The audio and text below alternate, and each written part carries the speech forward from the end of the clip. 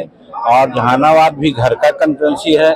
हमारा सारा संसाधन, सारी बुद्धि, सारी बल लगावेंगे और नरेंद्र मोदी जी को शान में तनी भी आंच नहीं आने देंगे। और यहाँ हम देखा कि सारे वर्कर एक हो करके चंद्रशेखर चंद्रवंशी जी की कुछ कमी को भूल करके सब एनडीए को और नरेंद्र मोदी जी के पक्ष में वोट देने का। साहब, उनमें बुजुर्गियत नहीं है, उनमें एक तरह से बचपना है और वो राजनीति के गुर को नहीं समझ रहे हैं, इसलिए अनाप शनाप बात बोल करके लोग को भरमा रहे हैं। लेकिन बिहार की जनता भ्रम में नहीं पड़ने वाली है। वो चाहे बुजुर्ग कह दें, ये कह दें कि हम नौकरी सबको दे दिया और सारी बात कर रहे हैं, ये सब गलत बात हो रहे हैं, गलत बात का सहारा ले रहे हैं। 9 तारीख को नामांकन में पूरा एनडीए का परिवार जुटेगा चंद्रवंशी जी एकदम। अतरी विधानसभा का एनडीए के साथियों के साथ एक बैठक हुई है चुनाव के तैयारी से संबंधित, और 9 तारीख को जो नॉमिनेशन है उससे संबंधित है, उसी पर आज चर्चा हुआ है। कार्यकर्ताओं के द्वारा जो व्यवस्था होनी चाहिए उस पर कार्यकर्ताओं ने अपना प्रस्ताव रखा है। उसके लिए एक कोर कमेटी यहाँ बनाया जाएगा। यहाँ के जो प्रभारी हैं वो लोग सब मिल करके बैठ के यहाँ कार्यकर्ताओं के लिए जो व्यवस्था होनी चाहिए वो व्यवस्था किया जाएगा। और 9 तारीख के नॉमिनेशन ज़्यादा से ज़्यादा लोग जहानाबाद गांधी मैदान में पहुँचे, इसके लिए आह्वान किया गया है। आज सभी कार्यकर्ता बहुत उत्साहित थे और हमको लगता है कि जिस तरह से कबर 19 में अतरी विधानसभा से हमको लीड मिला था, इस बार काफी मतों से अतरी विधानसभा से हमको लीड मिले। क्या कहकर वोट मांगे? देखिए, क्या कहकर वोट मांगे? आप लोग तो पत्रकार हैं, दिन रात घूमते हैं पूरे क्षेत्र में।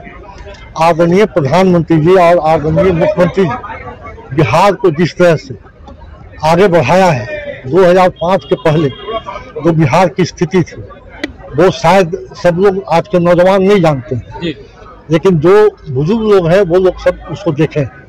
और कम संसाधन में आदरणीय मुख्यमंत्री जी को बिहार की जनता जिस समय सत्ता में अपने आशीर्वाद देकर बैठाया था, उस समय साधन की काफ़ी कमी थी, लेकिन कम संसाधन में भी आदरणीय नीतीश कुमार जी एनडीए के साथी के साथ मुख्यमंत्री बन करके और बिहार को इतना दूर पहुंचाया है तो सामने दिखाई पड़ता है। पहले क्या था?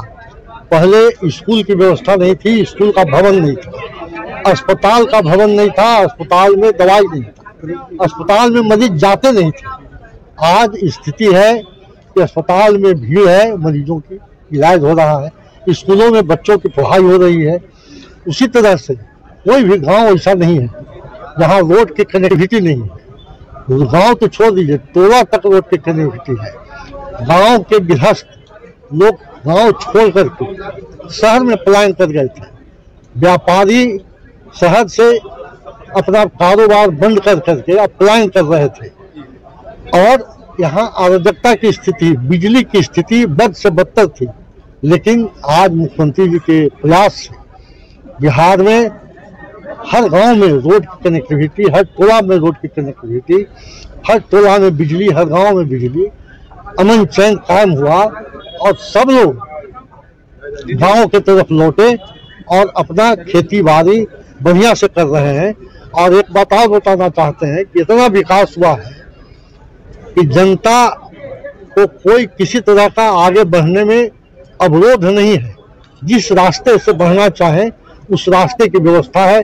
बिहार सरकार नवयुवकों के लिए 10 लाख रुपया ऋण का व्यवस्था किया है और उसमें 5 लाख रुपया सब्सिडी है। 5 ही लाख रुपया लौटाना है कमा करके, वो भी 8 वर्षों में कम ब्याज के दर पर। तो इस तरह की व्यवस्था की गई है। उसके अलावा आदरणीय मुख्यमंत्री जी हुनरमंद बनाने के लिए, स्किल्ड करने के लिए काफी योजना चला रहे हैं, जिससे कि यहाँ के नौजवान स्किल्ड हो और अपने पैरों पर खड़ा हो और लोन जो व्यवस्था है सरकार का लेकर के अपना रोजगार खड़ा करें और दूसरे को रोजगार दें। इस तरह से व्यवस्था आदरणीय मुख्यमंत्री विकास का रास्ता बना रहे हैं। और जो कृषक चले गए थे उनके यहाँ इतना विकास हुआ है, इतना रोड की कनेक्टिविटी या बिजली पहुंची है कि जमीन का दाम आसमान छू रहा है और वो लोग अमन चैन से रह करके अपनी खेती कर रहे हैं, व्यापारी अपना अमन चैन से रह करके व्यापार कर रहे हैं, डॉक्टर आराम से जन सेवा कर रहे हैं और इलाज कर रहे हैं।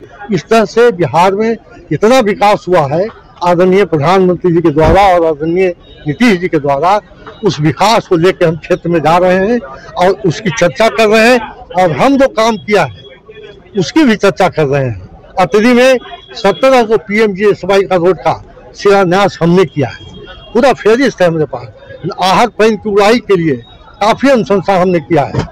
महादलित टोलों में सामुदायिक भवन निर्माण के लिए अनुशंसा किया है, उस पर काम चल रहा है। इस तरह से लंबा फेरिस्त है काम का। जी जी। अच्छा सर, आपको क्या कहना चाहेंगे सर, जो फिर से विश्वास कर आपको टिकट दिए? देखिए, हम धन्यवाद देते हैं एनडीए के नेताओं को कि हम पर विश्वास करके फिर से हमको टिकट दिया है, और हम यह भी आशा करते हैं, अपूर्ण विश्वास है कि अतरी विधानसभा और जहानाबाद की लोकसभा क्षेत्र के सभी मतदाता 1 जून को हमको अपना मत दे करके और फिर से विजयी बनाएंगे और आदरणीय नरेंद्र मोदी जी के हाथ को मजबूत करेंगे।